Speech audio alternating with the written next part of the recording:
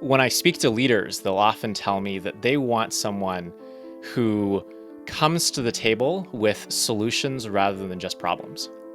That's actually an unspoken rule. It's not obvious that doing your job is only part of your job. Managing your manager, managing up, is actually what separates those who get ahead from those who stumble and don't know why. And there's actually a stylistic difference in the way that someone asks questions at work that is common to high performers and high potentials. Everyone's talking about the metaverse these days, but Workplace from Meta is different. I mean, the clue's in the name, right? Workplace is a business communication tool that uses features like instant messaging and video calls to help people share information. Think Facebook, but for your company. It's part of Meta's vision for the future of work, a future in which your job isn't just something you do, but something you experience. And if you've been listening to this show, you know that experience is something that I am very passionate about and talk about a lot. Workplace from Meta is creating a future in which we'll all feel more present, connected, and productive.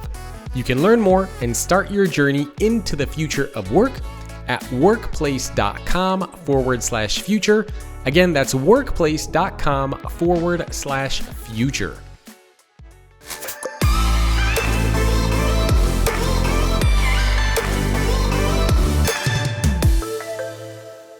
Hey everyone, welcome to another episode of Leading the Future of Work. My guest today is Gorick Ng. Gorick, thank you for joining me. Jacob, glad to be here. Thanks for having me. Why don't we start with a bit of background information about you before we get into some of the stuff from your book. Just reading about your story, I found it very interesting and fascinating. So tell us a little bit about how you got to where you are and what made you even write this book. Sure thing. Well, it wasn't clear at the onset that this would all come together in a book, but I'd start my story off at when I was 14 years old.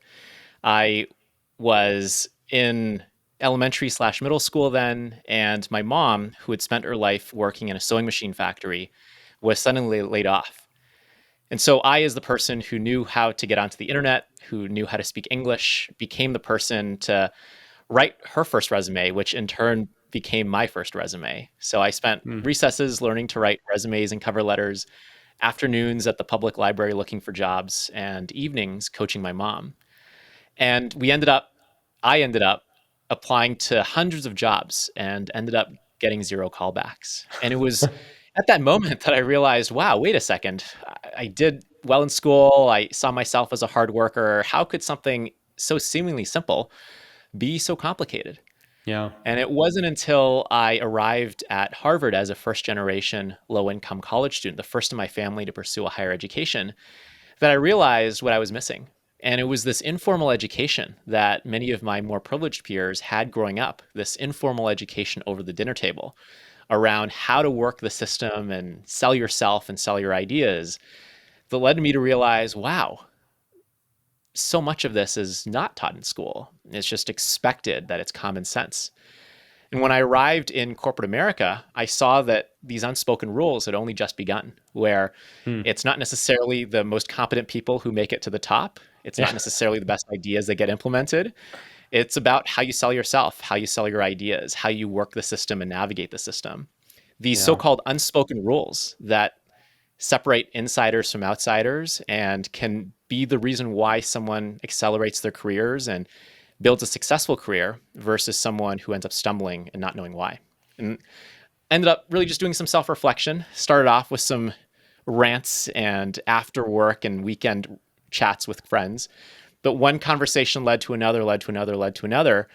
And all of that came together in over 500 interviews that I ended up conducting with professionals across geographies, industries, and job types that then became the Unspoken Rules, this book with Harvard Business Review.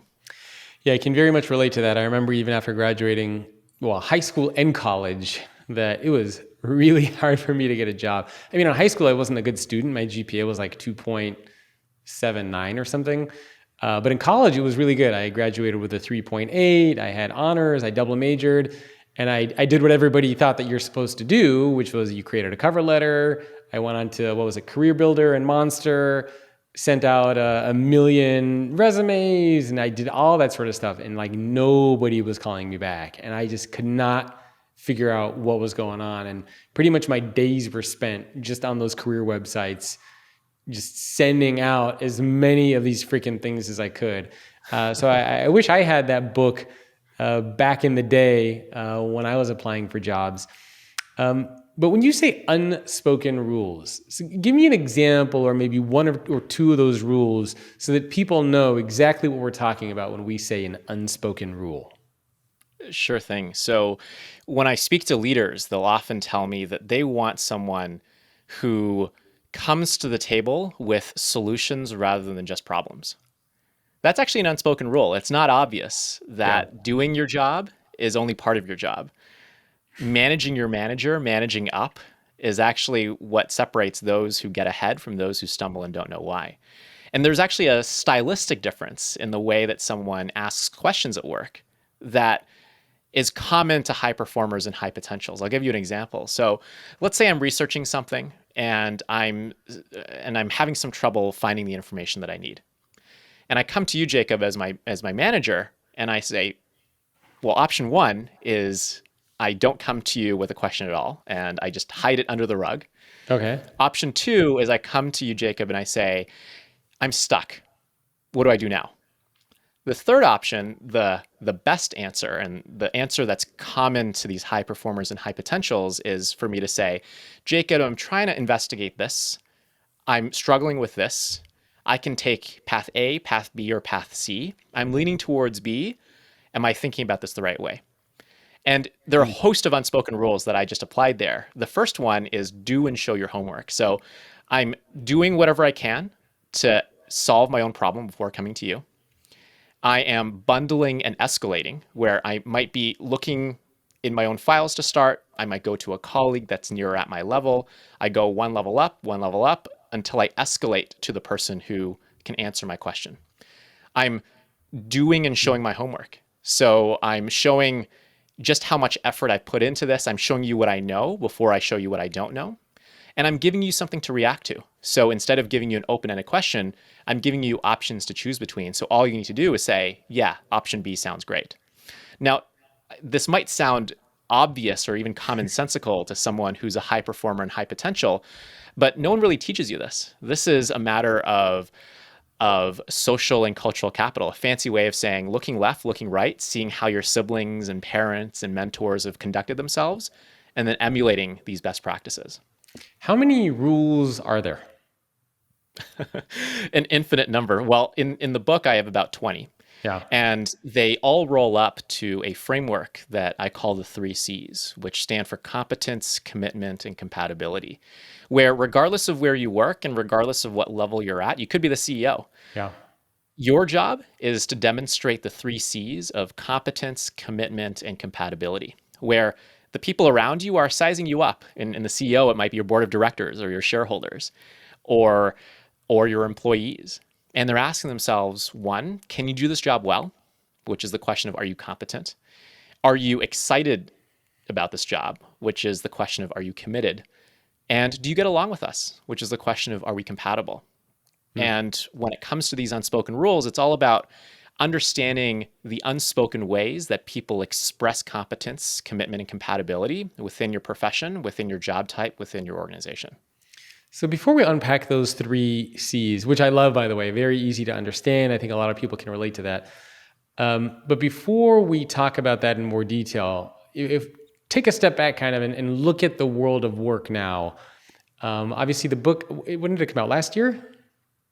It did, yeah, April of 2021. Yeah, April 2021. So when you look at the state of work now, I suppose there's probably some differences since last year. You know, now we're kind of at that stage where we're hopefully getting through the COVID phase and things are starting to reopen back up a little bit.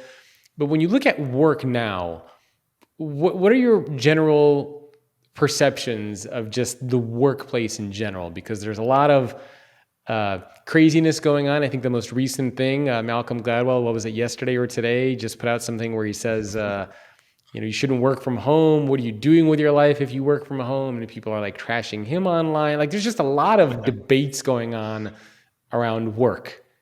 Where where do you think we are? What's your perception? Yeah, there are certainly evolutions with respect to how work is done and how we're expected to do our work. And then there's also evolutions around how we're perceiving work in the context of our broader lives. So, starting with the first, uh, it was a stressful experience releasing the book in April of 2021 because just as I thought I was at the very last version of my draft, I ended up actually rewriting the entire thing. First, it started off with me going back into my draft manuscript, control Fing for the word handshake, and then taking it out, and then realizing it was kind of like pulling on a thread. The whole thing just started unraveling. Yeah.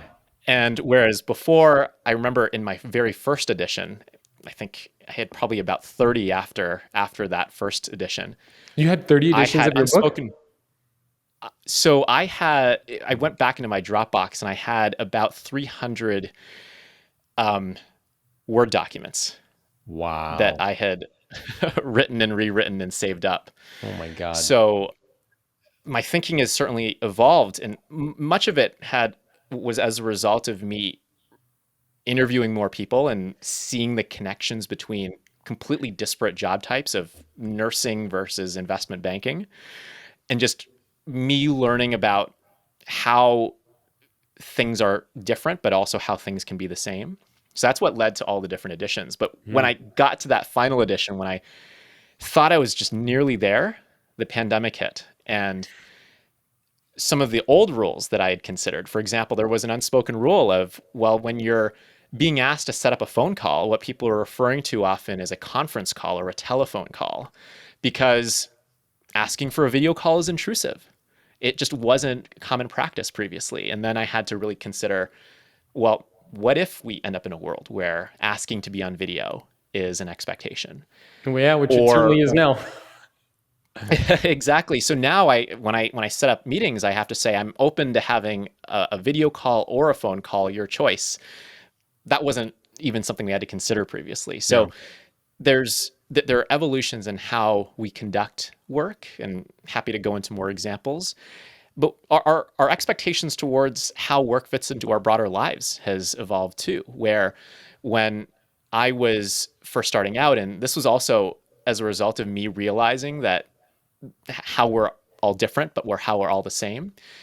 That whereas in the past, I had conducted surveys of young people coming straight out of school and how they defined long-term career success. I saw a lot more examples of making my way up to the top, making a lot of money, being my own boss, things like that. Yeah.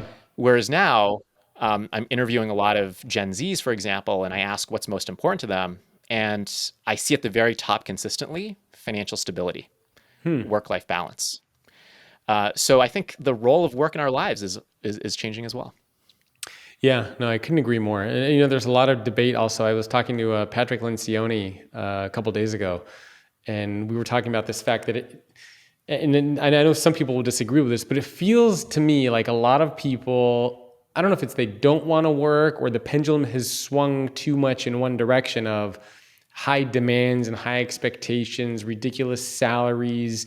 But it just seems like, and look, I'm all for power of the employee and employee experience, but sometimes you hear these stories and you just feel like the pendulum used to be in the hands of the employers.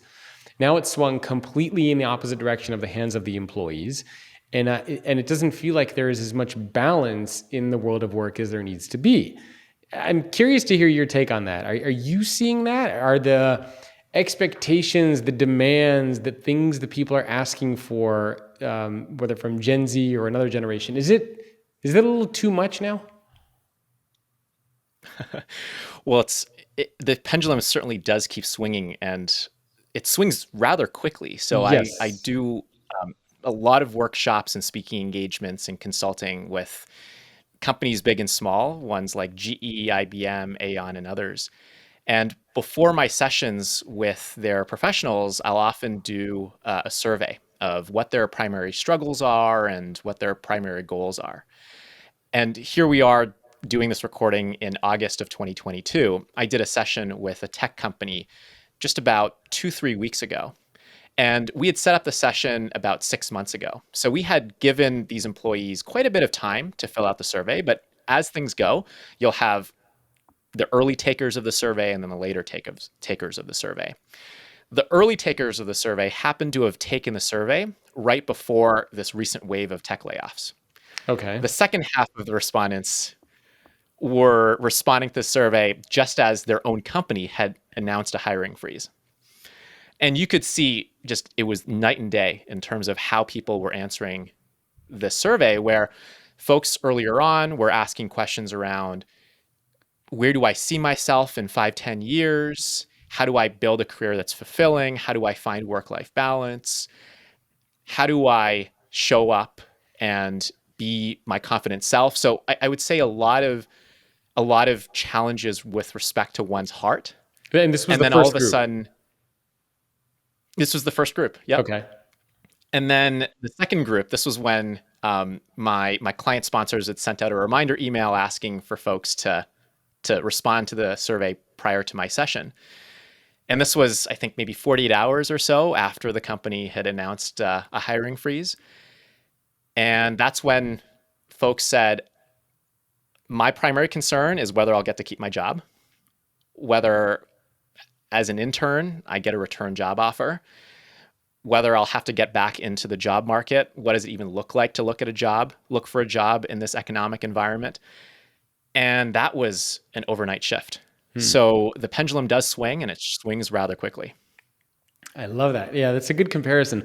It's an interesting data point because I don't think a lot of people have, would have that data point, but it's something that you were able to visibly see. And you're right. I mean, the pendulum does swing very quickly, and hopefully it'll get some kind of balance because it feels like the last few years, a lot of things have been kind of up in the air. But would you say you're optimistic about what you're seeing in the world of work? I mean, are you seeing a lot of change happen? Are you seeing more positivity, or are you seeing more kind of chaos, negative things happening, more of a fight between employers and employees?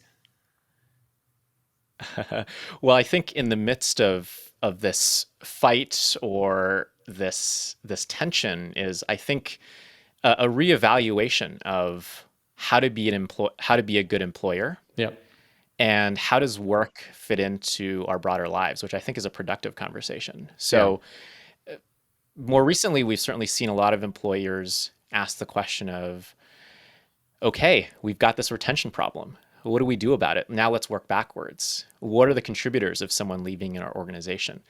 And when it comes to my work, what I've seen time and time again is people having everyday frustrations, ranging from not knowing who their supervisor is, not being seen and heard in meetings, not knowing what's expected of them, not feeling like they're treated consistently, seeing others be unfairly promoted, Yep.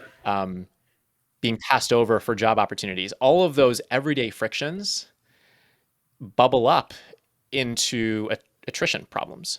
Yeah. And what I often chat about with leaders is, we often talk about the glass ceiling or the bamboo ceiling, but so many of your future leadership bench is leaving long before they even get a chance to bump their heads up against this so-called glass ceiling or bamboo ceiling. And it comes from everyday interactions between coworkers, between supervisor and employee. Yeah. Workplace is a business communication tool from Meta. Think Facebook, but for your company. It's part of Meta's vision for the future of work. A future in which we'll all feel more present, connected, and productive. Start your journey into the future of work at workplace.com/future. Again, that's workplace.com/future.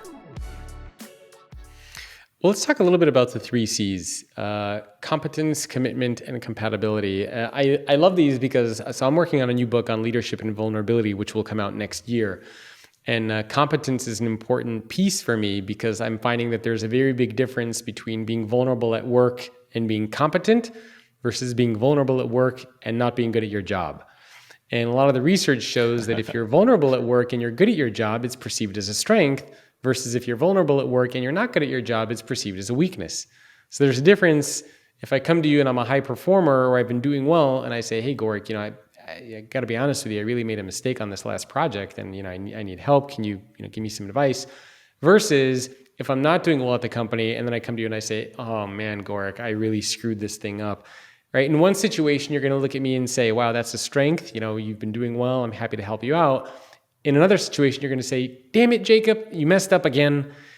So the competence piece is really, really important. And as much as we talk about things like emotional intelligence or IQ, there's no substitute for being good at your job.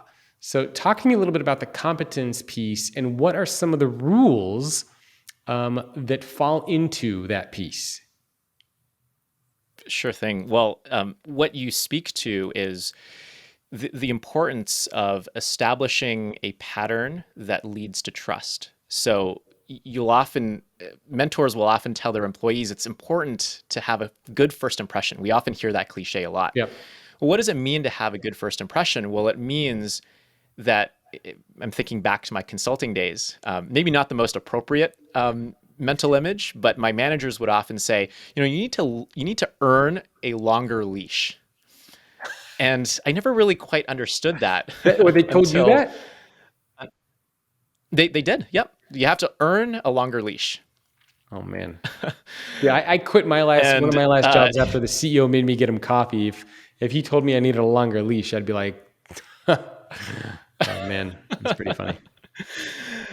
yeah, so I mean, what this speaks to is how awkward or politically incorrect sometimes these so-called unspoken rules can be, and why some of them often don't get shared. And also, part of the reason why companies have an outsider speak some of these unspoken rules is Yeah. because they exist regardless of whether we acknowledge their presence, and it just comes differently when it's coming from an outside source versus from your direct manager.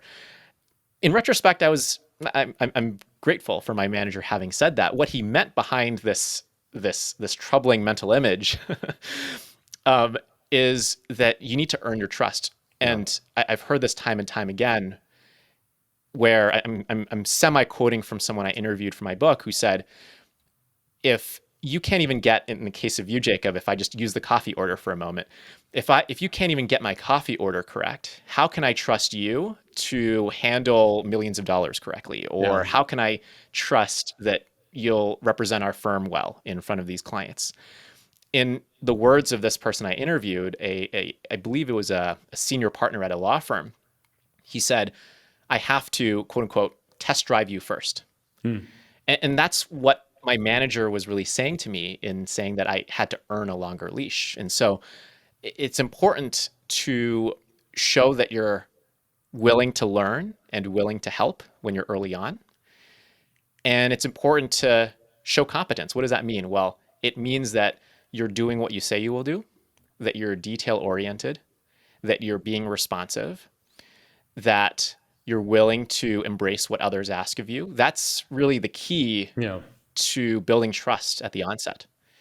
But what I've realized, and leaders listening to this conversation will already know this framework, the 9-box matrix is an important tool in performance management, where you need to not only show performance, you need to also show potential, that you're ready for more important responsibilities.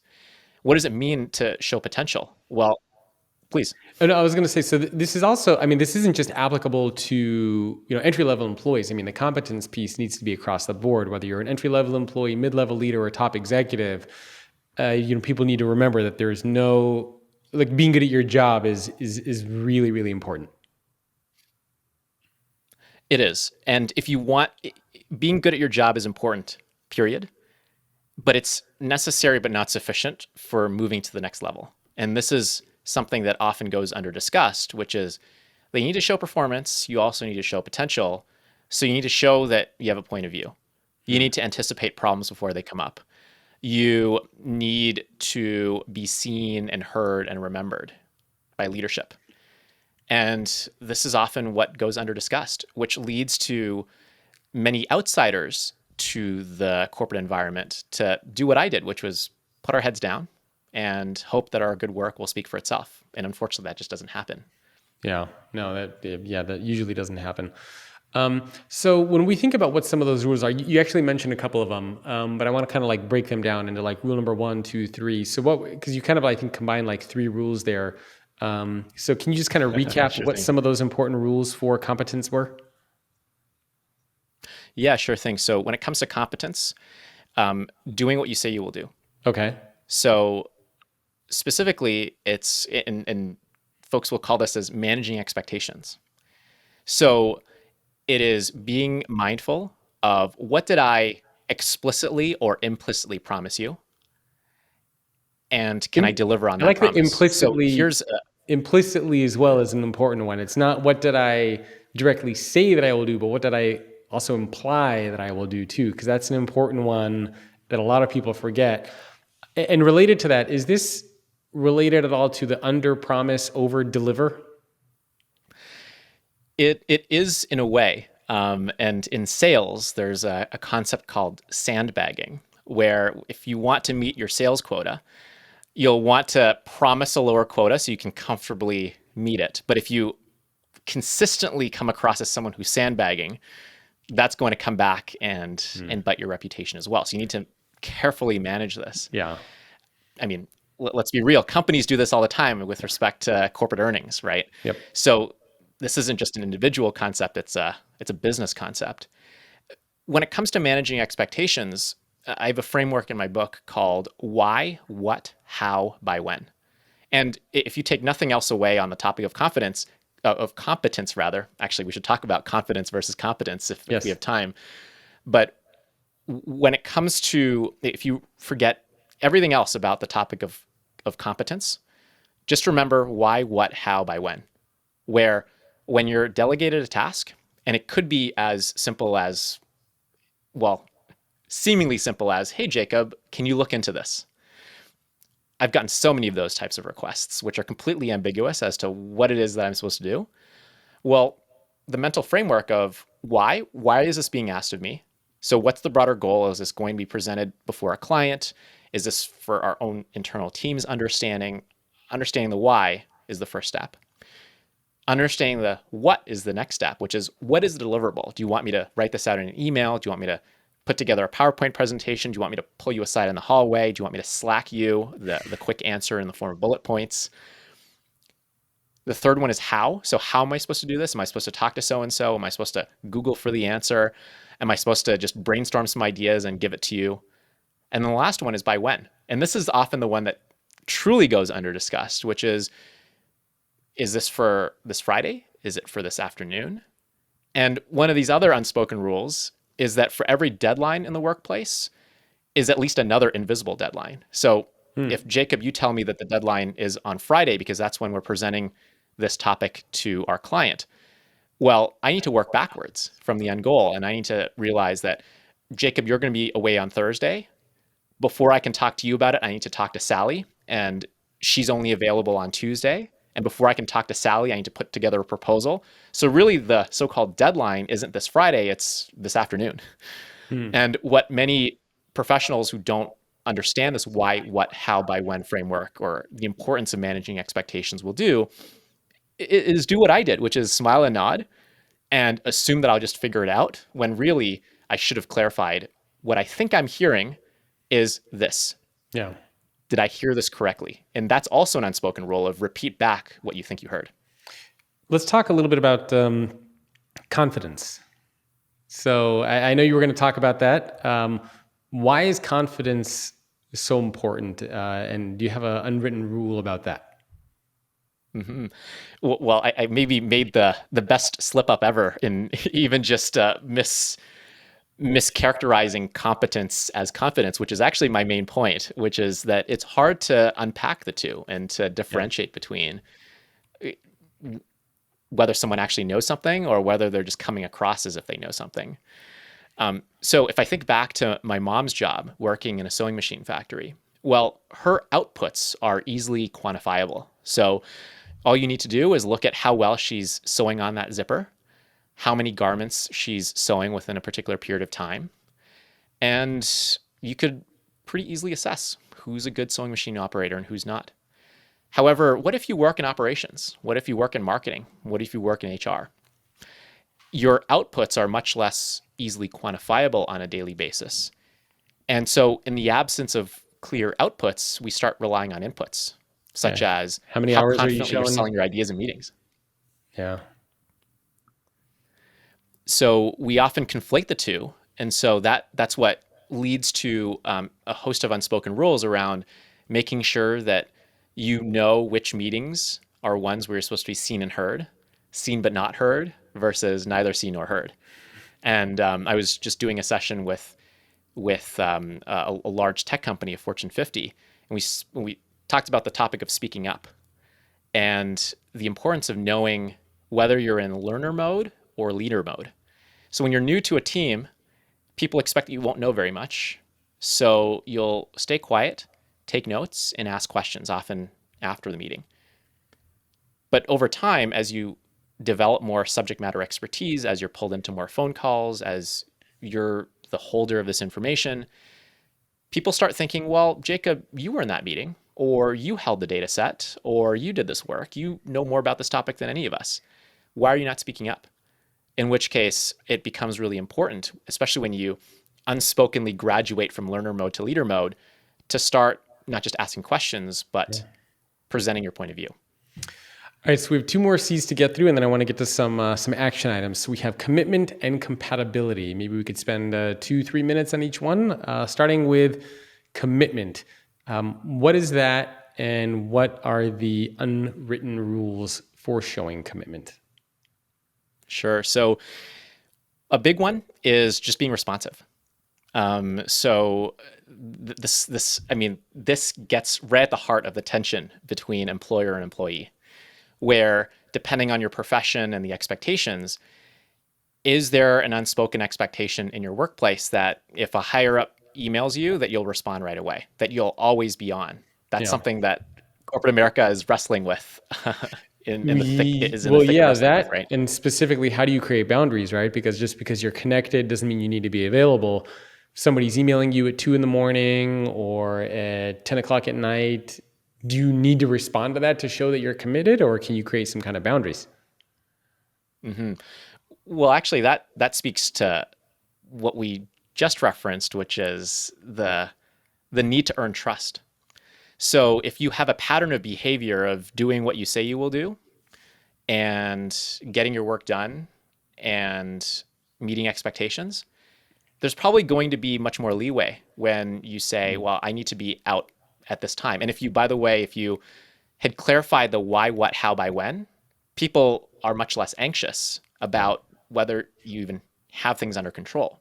So you, as a result, will have much more of an ability to draw these boundaries of saying, I'm going to be out from this hour to this hour. However, I will get back to you at this time.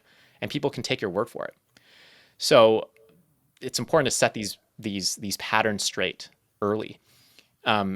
It's much less easy if you have a pattern of behavior of maybe not following through with things, in which case it becomes this sort of downward spiral in a way where you'll have to work harder, and even more so because people don't trust that you will do what you say you will do. When it comes to this idea of being responsive, what it means to be responsive will depend on your context. So many of these unspoken rules you can start observing just by simply looking left, looking right, and seeing the behaviors of the highest performers on your team. So you don't want to, for example, be the one who's the last to respond to an email if 4 out of 5 other people responded within 10 seconds. Now that speaks to culture and a whole host of other things, right? Yeah. But if that's the culture, that's the unspoken rule. So that's on the level of commitment. Okay, so responsiveness and commitment those are very, very important as far as how you respond, when you respond. People really need to pay attention to that. Yeah, absolutely. And for those who are looking for jobs, I mean, I coach students all the time in my capacity as a career advisor at Harvard, and those in talent acquisition will probably relate to this a lot, where a job seeker will receive an email for an interview, and they'll take 3-4 days to respond. At which point, people can't read your mind, so can't interpret your lack of responsiveness as you being busy or you not caring very much. And so in this case, the early bird gets the worm.